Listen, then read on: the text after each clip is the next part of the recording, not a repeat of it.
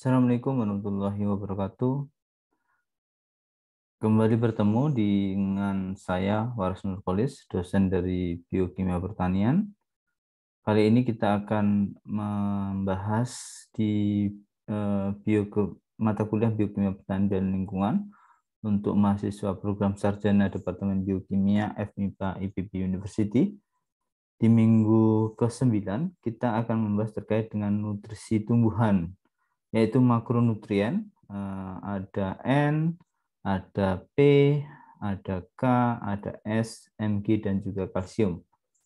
Dan ini yang akan kita bahas di minggu ke-9 ini.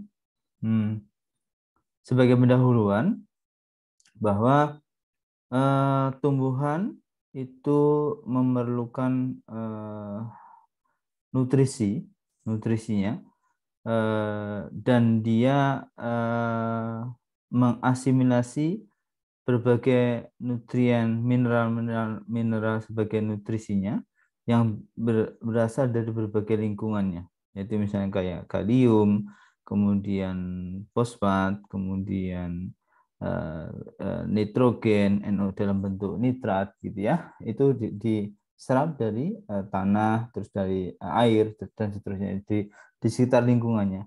Kemudian bagaimana penyerapan nutrisi itu terjadi atau asimilasi bisa berlangsung di bagian, misalnya di sini, berarti di bagian permukaan dari daun, ataupun di dalam sistem akar, dari vaskular sistem akar, penyerapan melalui silem ke dalam, dari tanah ke dalam akar, sistem akar. Seperti itu ya, itu yang konsep yang dasar terkait dengan bagaimana menyerapkan nutrien ini. Anda perhatikan di sini bahwa tanaman umumnya mengasimilasi nutrien dalam bentuk kation ataupun anion. Ya, dalam bentuk kation ataupun anion. Misalnya makronutrien ada potasium, ada nitrogen, dan seterusnya.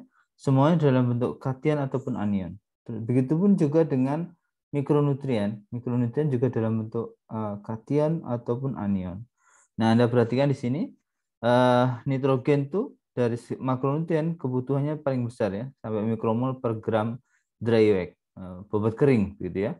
Kemudian diikuti oleh potasium, kemudian diikuti oleh kalsium, dan seterusnya. Kemudian sementara di mikronutrien itu tertinggi di kebutuhannya ada di sini ya, di klorin, kemudian besi, dan seterusnya.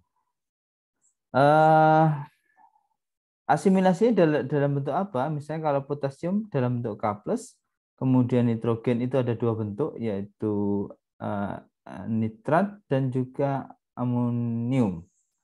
Ya, fosforus ada dua, ini ya, HPO42-, HPO4-. Kemudian sulfur, SO4, dan seterusnya. Jadi nanti begitu pun dengan ini ya, dengan mikronutrien. Nah, perhatikan di sini bahwa kenapa harus kation dan anion? Karena di sini bahwa bentuk muatan itu diperlukan dalam transport protein melewati membran, ya. Diperlukan dalam transport protein melewati membran. Makanya nutrisi tanaman itu diperlukan pada umumnya dalam bentuk kation ataupun anionnya. Dan dia perhatikan di sini.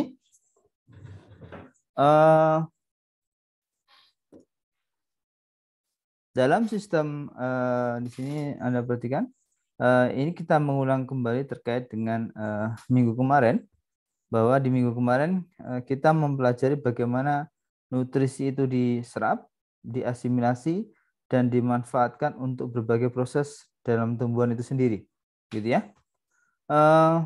Nutrisi diserap melalui apa saja? Yaitu pertanyaannya yang pertama. Yang pertama melalui eksudat di dalam akar. Berarti di sini ada eksudat yang nanti bisa masuk ke dalam sini ya. Kemudian atau melalui sistem akar, bentuk akarnya. Yang misalnya bentuk akarnya itu berarti yang akar banyak rambutnya begitu ya, rambut akar dan seterusnya. Ini terus kemudian yang akar yang menjulang panjang gitu sehingga efisiensi penyerapannya bisa lebih maksimal. Itu tentunya itu menjadi strategi tumbuhan untuk bisa menyerap. Atau strategi lainnya adalah bersimbiosis. Bersimbiosis dengan apa namanya makhluk hidup lain. Salah satunya adalah mikrobiota rhizosphere. Rhizosphere ini salah satu contohnya. Jadi rhizosphere ini nanti memiliki kemampuan mengkonversi atau fiksasi nitrogen N2 dalam bentuk gas menjadi amonium NH3 sehingga NH3 itu langsung bisa diserap ke dalam akar gitu ya, dalam akar. Nah, biasanya simbiosis ini membentuk suatu bintil akar ya, bintil akar di dalam dalam tumbuhan nanti sehingga bisa diserap oleh sistem tumbuhan itu. Nah, dari ketika ini sudah terserap ya, ketika ini sudah terserap, selanjutnya bagaimana? Selanjutnya adalah tentunya ditransport melalui transporter dan pompa, melalui sistem transporter dan semacam pompa begitu ke dalam bagian-bagian dalam tanaman yang membutuhkan nutrisi untuk bisa bertumbuh dan berkembang biak gitu ya. Ini adalah sistem transporter dan sistem pompa dalam tanaman. Kemudian ketika sudah tertransporter, terus kemudian terjadi efisiensi transport yang nanti bagian misalnya untuk fotoasimilat itu akan diperlukan, atau di sini untuk pengembangan apa namanya akar untuk mencari pertumbuhan akar dan seterusnya memang diperlukan. Nah, nanti tentunya setelah itu, setelah proses asimilasi terjadi, maka akan terjadi distribusi atau asimilasi dan remobilisasi secara efisien terkait dengan metabolit produksi, sehingga nanti akan menghasilkan suatu bisa dalam bentuk ini ya, dalam bentuk dari banyak senyawa menuju ke satu senyawa. Ini ada istilah divergen dan konvergen ya, konvergen metabolisme istilahnya, atau dari satu senyawa ini membentuk banyak senyawa gitu ya. Di sini membentuk banyak senyawa dari satu senyawa ini. Nah, ini ada yang disebut dengan regulatory network, yaitu bagaimana terhubung satu sistem metabolisme ke metabolisme lain sehingga ada koneksi antar metabolit satu dan metabolit lain, sehingga nanti akan sesuai dengan kebutuhan tanaman itu terkait dengan pertumbuhan dan perkembangannya.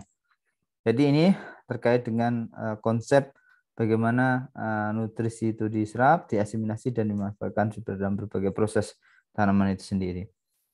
Nah, selanjutnya kita akan mempelajari terkait dengan ada proses fisika dan biologi yang nanti akan mempengaruhi keberadaan nutrisi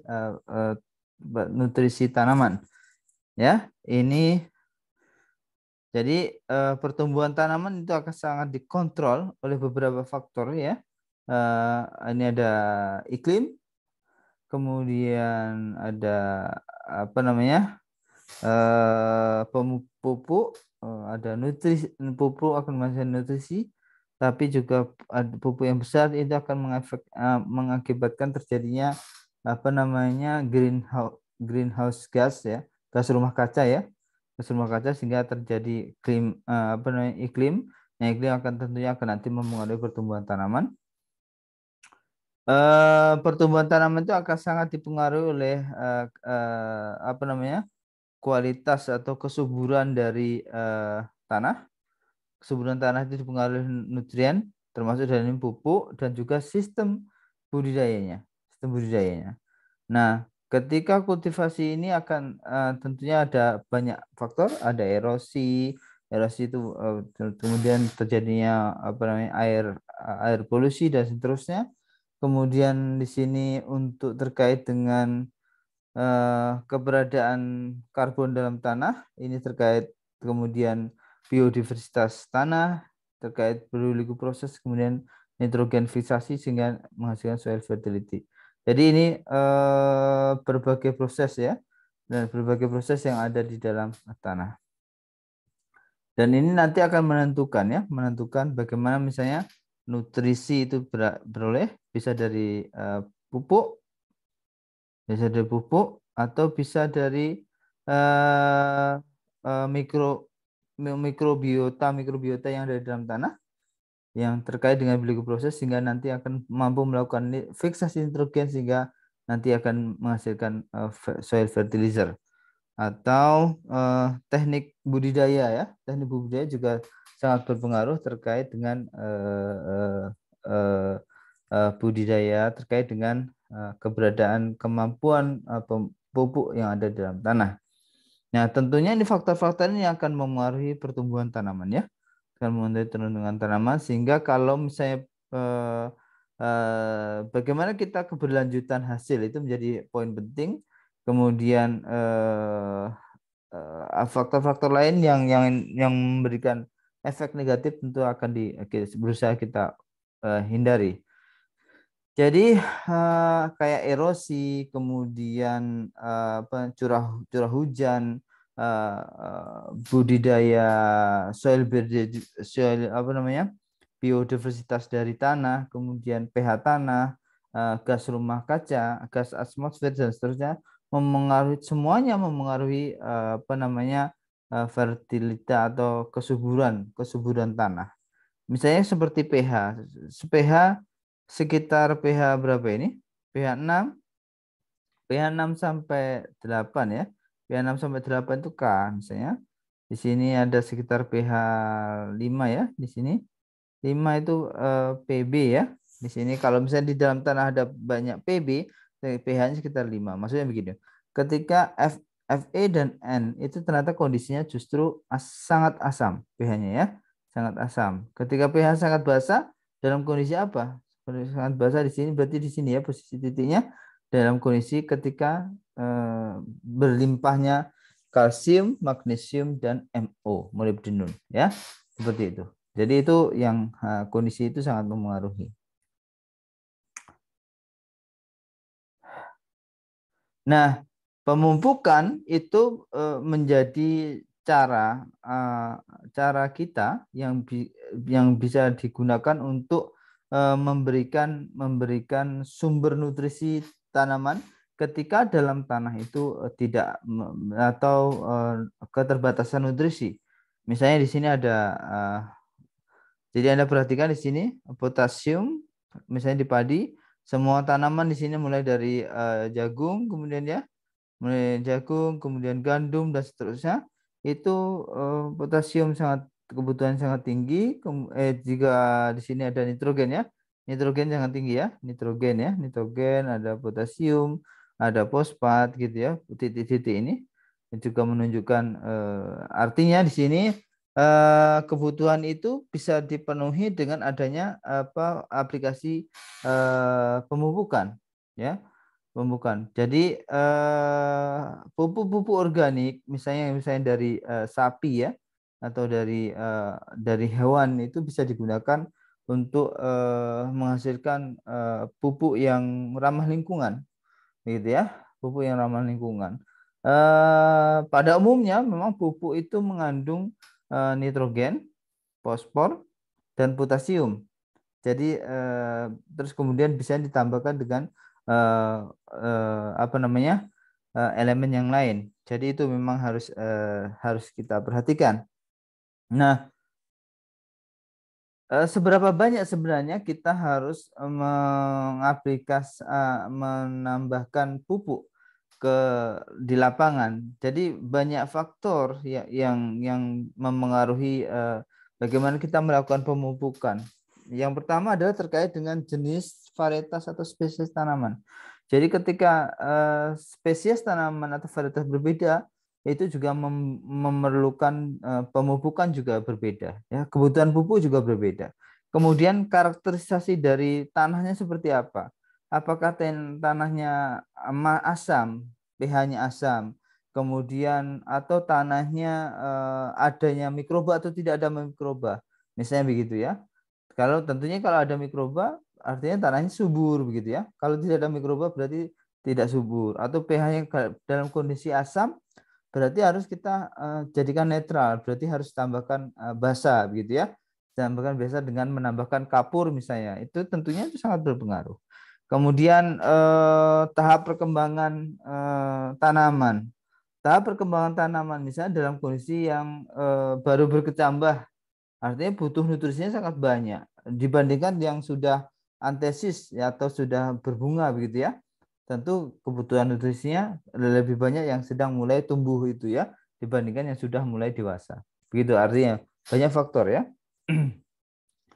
Faktor lain adalah misalnya adalah ini ya, bagaimana metode budidayanya.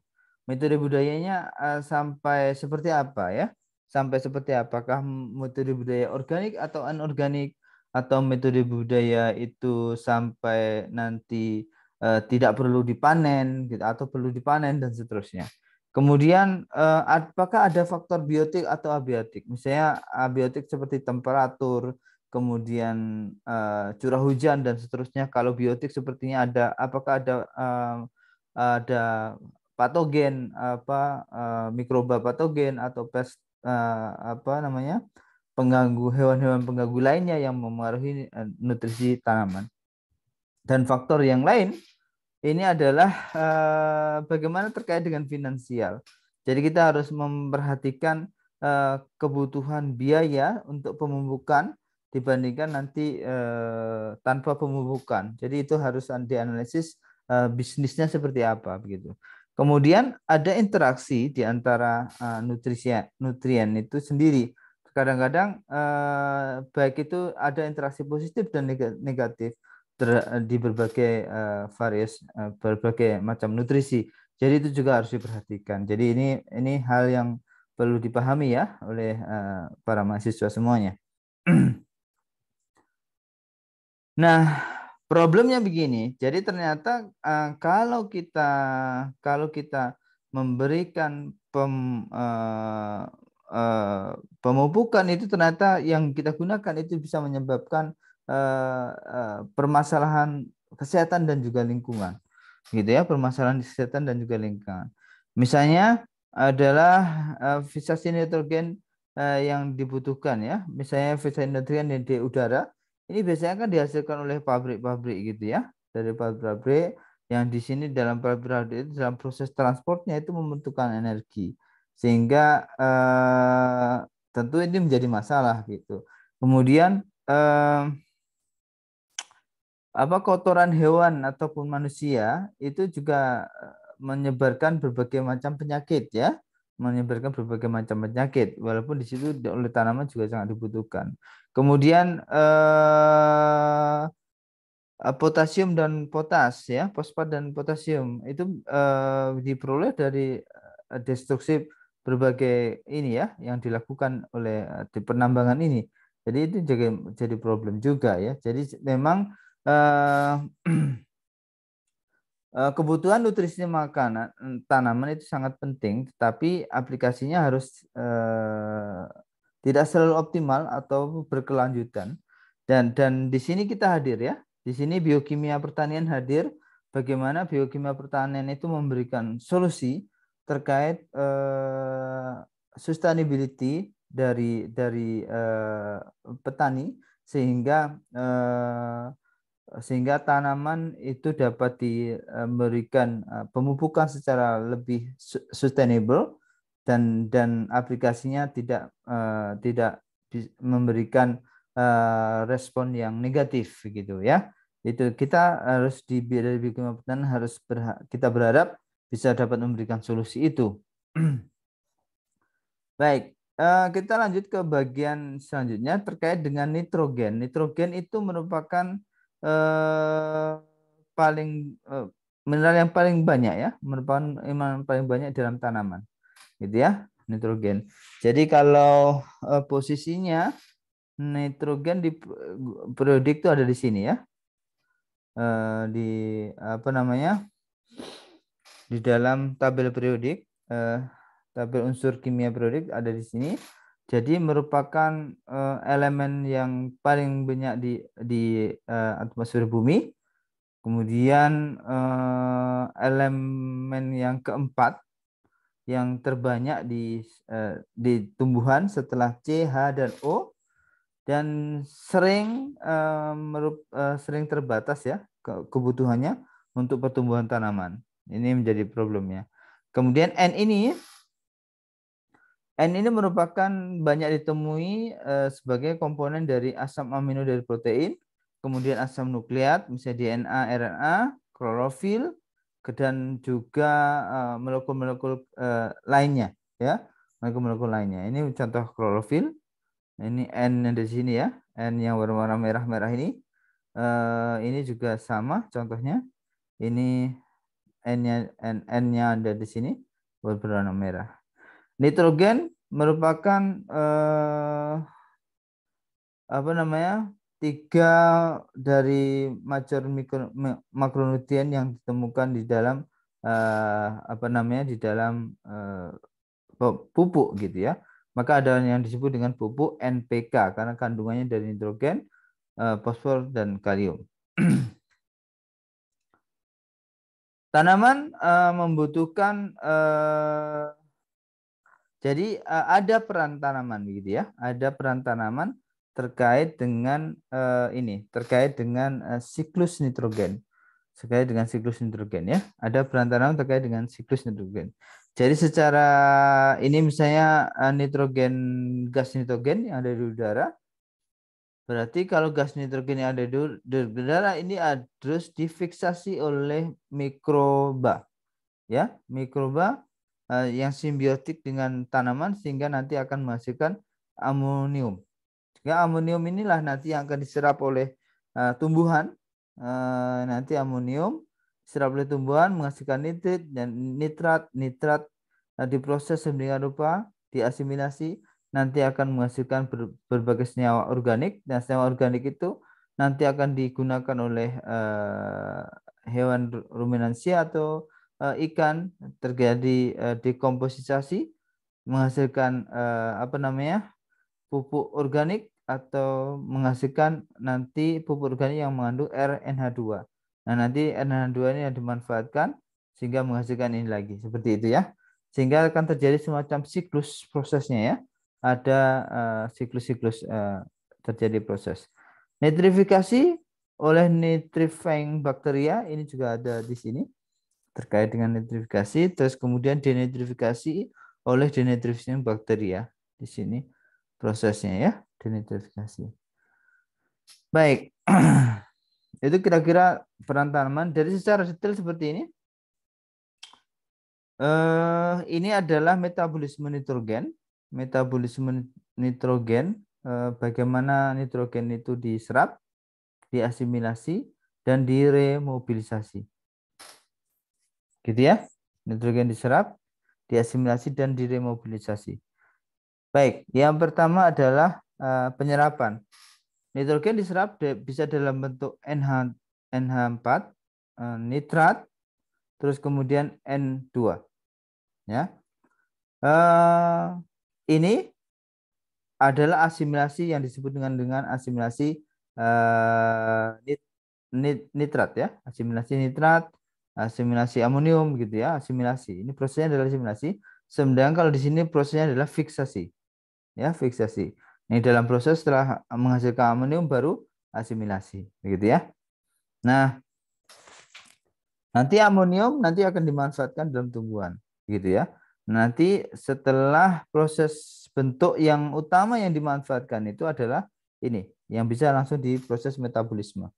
Nah, ini kalau di dalam tumbuhan itu sendiri, maka prosesnya adalah jadi begini maksud saya.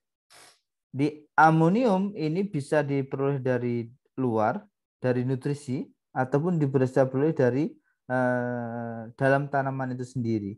Yang disebut kalau diperoleh dari dalam tanaman itu sendiri disebut dengan remobilisasi dari recycling dari asam amino atau fotorespirasi ya. Nah, nanti hasilnya ada amonium. Nah, nanti dalam prosesnya amonium yang digunakan ini bisa menghasilkan glutamat gitu ya, glutamin dan glutamat ini sebagai produk utama ya, produk utama dari proses asimilasi.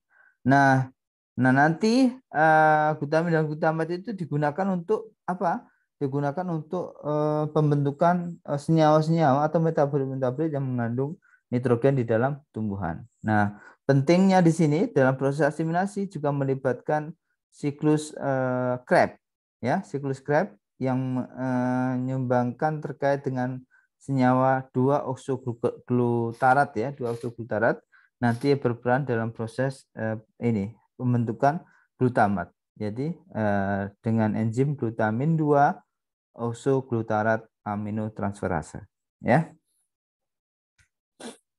Nah, ini menarik, ya. Ini menarik bagaimana skenario tanaman terkait dengan availabilitas nitrogen, ya.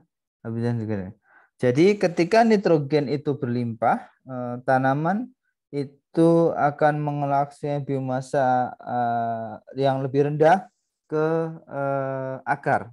Ini, ya. Jadi ketika berlimpah ini biomasa ke akarnya rendah. Tapi ketika dia terbatas, maka akar berevolusi sedemikian rupa sehingga nanti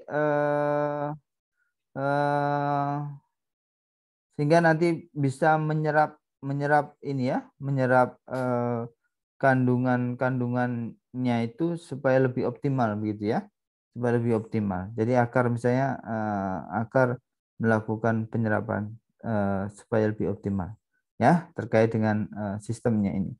Ini contoh riset yang dilakukan. Ini adalah kontrol, ini adalah nitrat. Jadi di sini kalau adanya berarti ditumbuhkan di bagian pertumbuhan yang paling optimal, berarti dioptimalkan, begitu, ya, sistemnya, sistem keberadaannya. Fosforus, fosforus itu merupakan ke-11, ya, ke-11 elemen yang ada di bumi yang paling melimpah, gitu, ya. Kelima, elemen yang paling melimpah di dalam tanaman. Kedua, merupakan nutrien yang biasanya terbatas untuk pertumbuhan tanaman. Nah, fosforus ini sangat menarik karena dia ada di banyak di sel struktur, ya. Perannya dia banyak di sel struktur, mulai dari DNA, RNA, kemudian protein yang terfosforilasi, glikofosfolipid, ortofosfat, kemudian polifosfat, dan seterusnya. Ini contohnya. Dan dia itu sebagai energi dan informasi simpanan, dan juga energi dan informasi transfer energi, ya. Dan biasanya ini fosforus memang juga ada di merupakan satu dari 3 makronutrien utama yang ditemukan di pupuk, ya, NPK ini, ya. Ini salah satu fosforus. Nah, fosforus ini esensial, merupakan nutrisi esensial, dan banyak ditemui di berbagai biomolekul, ya, biomolekul. Misalnya DNA, RNA, ini kita tahu sebagai informasi genetik pada makhluk hidup, ya. Kemudian membran fosfolipid, ada fosfolipid. Kemudian di senyawa berenergi tinggi, misalnya ATP, ya. Fosforus ini juga menjadi hal yang menarik, ya, untuk dipelajari. Fosforus diasimilasi dan digunakan dalam bentuk fosfat, ya, yang sangat tergantung pada pH. Jadi pH-nya sangat menggantung karena akan mengkondisikan H2PO4-, HPO42-, atau PO43-. Jadi itu yang menentukannya. Nah, di sini yang menarik. Jadi tidak sembarangan tanaman itu bisa menyerap fosfor, ya. Ketika dia ada kation fosfat kompleks, relatif tidak larut dan terjadi immobile di dalam tanah, sehingga misalnya ada termasuk oksid dan hidroksid dari Al dan Fe, ya. Fe fosfor, kalsium fosfor, magnesium fosfor, aluminium fosfor ini ya. Dan di sini tanaman tidak bisa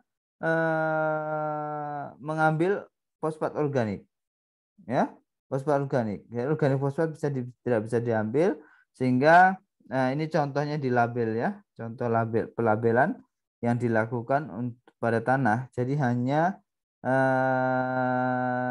ketika hanya yang bebas saja yang bisa diserap oleh sistem akar dalam tanah. Nah, sistem arsitektur akar dalam tanah itu bisa dioptimalkan sebagai strategi untuk mengoptimalkan penyerapan fosfat, ya, fosfat.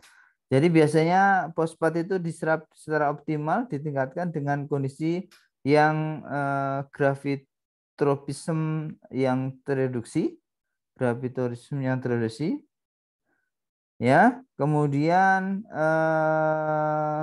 peningkatan pembentukan atau pemanjangan akar lateral ataupun rambut akar ini ya, akar lateral ataupun rambut akar. Jadi kondisi ini akan tertekan, tapi kalau rambut akar ini banyak rambut akar terus kemudian ini teraktivasi, ini aktivasi, jadi sehingga penyerapan fosfat bisa lebih optimal ya, bisa lebih optimal dalam kondisi ini. Atau ada irenkima, yaitu ruangan ini yang bisa mengizinkan berbagai metabolit yang diperlukan dalam pertumbuhan.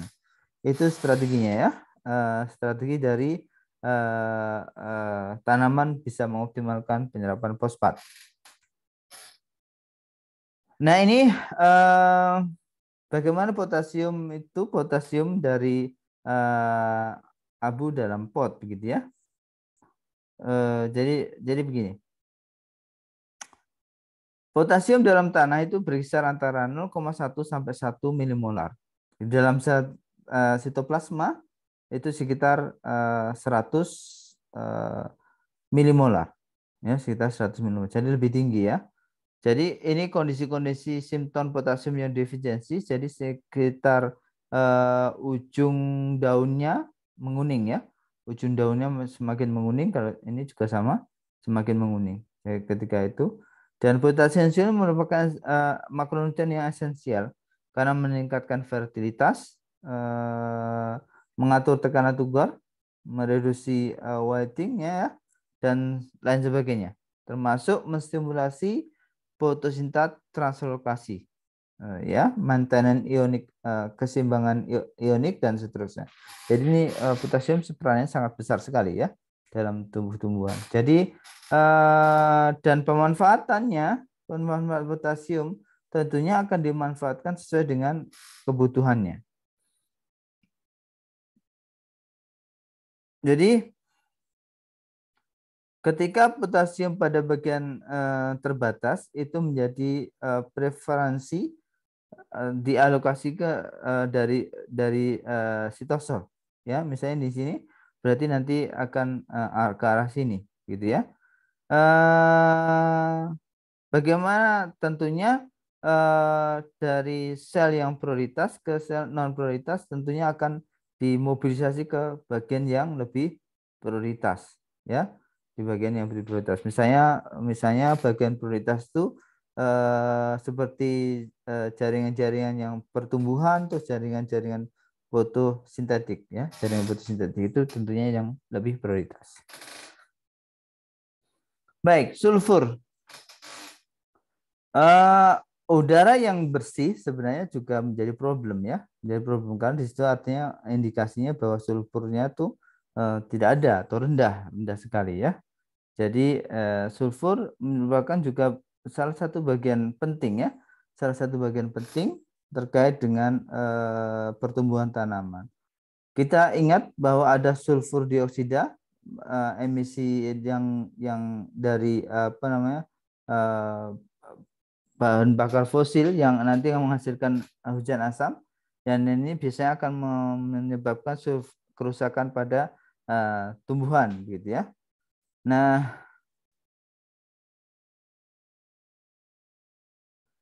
Biasanya defisiensi sulfur juga menjadi problem, misalnya untuk gandum dan tanaman-tanaman gandum itu juga menjadi masalah ya terkait defisiensi sulfur ini. Jadi sulfur ini merupakan suatu makronutrien yang esensial karena dia ada di banyak senyawa.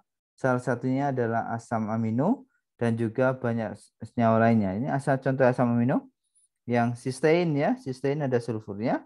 Kemudian metionin, metionin juga ada sulfurnya. Ya, ini juga ada sulfurnya. Kemudian ada bentuk flavor or ordon odor ya. Ini berarti senyawa-senyawa yang berkategori atsiri ya. Atsiri. Misalnya dari garlic apa namanya?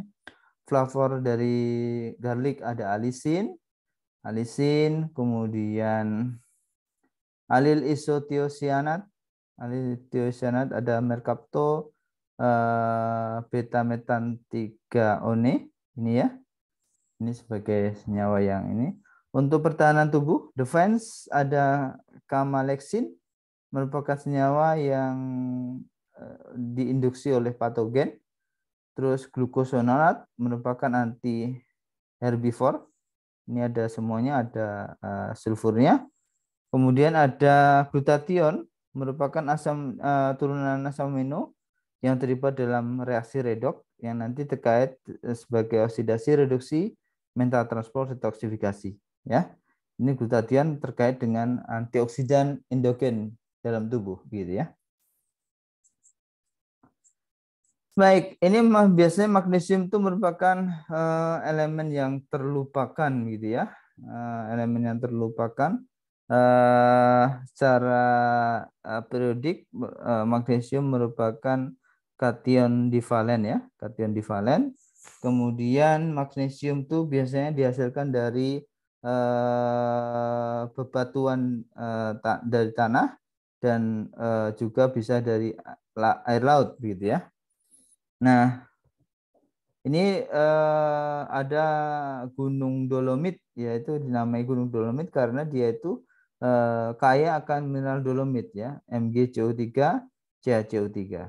Ini ya, magnesit ada MgCO3, serpatin ada 3 MgO, 2 SiO2, 2 H2O, gitu ya, dan seterusnya. Jadi ini magnesium.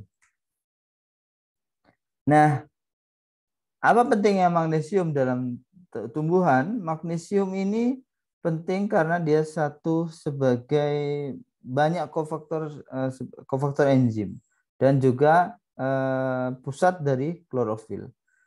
Magnesium merupakan aktivator untuk berbagai enzim termasuk dalam ini rubisco. Jadi rubisco menjadi aktif kalau ada magnesium. Gitu ya. Sehingga ketika magnesium aktif maka fiksasi CO2 bisa berlangsung yang terjadi dalam fotosintesis. Kemudian magnesium itu sebagai counter ion untuk muatan negatif dari ATP. Ya, menstabilkan muatan di sini ya. Menstabilkan muatan negatif dari ATP. Itu magnesium. Kemudian selain itu berfungsi menstabilkan struktur 3 dimensi ribosom. Terus kemudian sebagai sentral klorofil ya. Sentral klorofil itu magnesium sebagai kofaktor. Jadi ini fungsi-fungsi magnesium yang dapat kita temui dari berbagai banyak metabolit dan kepentingannya adalah sebagai kofaktor. Kofaktor dari berbagai enzim. Ini adalah kalsium. Kalsium terkait dengan kalsium itu biasanya rendah di sitosol dan dia berfungsi sebagai dalam apopas ataupun vakuola. Jadi begitu ya. Di sitosol ini rendah. Kalsium berfungsi menstabilkan pektin dalam lamela tengah dari dinding sel, ya. Ini ya, lamina tengah dari dinding sel. Ini ada kalsium ya, di sini ada kalsium di dinding sel. Jadi Di kalsium sterotolik biasanya berfungsi sebagai second messenger. Ini kalsium steroid sebagai second messenger yang berfungsi untuk mengantarkan respon ataupun pesan, ya, pesan dalam sistem. Jadi itu berbagai fungsi yang memang kebutuhan kalsium ini juga sangat penting untuk tanaman itu sendiri. Untuk tanaman sendiri, yang pertama kalsium untuk menstabilkan pektin dalam dinding sel. Yang kedua di sitosol kalsium sebagai second messenger yang nanti menghantarkan respon tanaman dari informasi tertentu, gitu ya. Nah, ini beberapa kalsium defisiensi. Nah, defisiensi kalsium bisa menyebabkan kerusakan bahkan sampai terjadinya kematian, gitu ya. Kalsium biasanya kalsium itu ditranslokasi melalui silem, jadi sistemnya apoplas, tapi tidak melalui flow, melalui simplas tidak. Dan ini menyebabkan remobilisasi ketika eksternal tidak ada menjadi terbatas. Jadi itu ya. Jadi hanya fungsinya dari sini aja dapatnya. Jadi ketika kalsium defisiensi menyebabkan jaringan mati, ya, jaringan yang sakit dan mati, yang menghasilkan bentuk yang ini, ya, ini yang bagian bentuk yang kiri ini seperti ini, rusak gitu ya. Kemudian daun di ujung-ujung daun mulai mati. Kemudian ini juga bercak-bercak hitam, ya, bercak-bercak hitam, muncul bercak-bercak hitam. Jadi kalsium defisiensi juga bisa menghasilkan transpirasi yang laju transpirasi yang rendah. Jadi tentu ini akan menjadi masalah dalam pertumbuhan tanaman itu. Baik, ini adalah ringkasannya yang bisa kita ringkas terkait dengan pertemuan minggu ini. Yang pertama adalah makronutrien NPK, S, Mg, dan Ca ini merupakan elemen esensial, ya, yang harus ada di dalam lingkungan pertumbuhan suatu tanaman. Kemudian mikroba tanah itu juga sebaiknya ada dalam nutrisi tanaman sehingga bisa mendukung penyerapan secara lebih optimal. Nutrien spesifik transporter itu dapat digunakan sebagai kontrol untuk menyerap, mentranslokasi, atau remobilisasi nutrien mineral-mineral nutrisi. Kemudian beberapa makronutrien itu dapat diasimilasi menghasilkan senyawa-senyawa organik. Kemudian penyerapan dan reaksi asimilasi biasanya terhubung oleh keberadaan atau kebutuhan nutrisi. Kemudian sistem nutrisi dalam tanah itu biasanya sangat penting, dan ini untuk kebutuhan sistem agrikultur yang perlu dibangun dengan baik. Dalam arti kalau untuk continuous improvement berarti penerapan sistem pertanian organik itu menjadi alternatif karena tidak merusak lingkungan, gitu ya.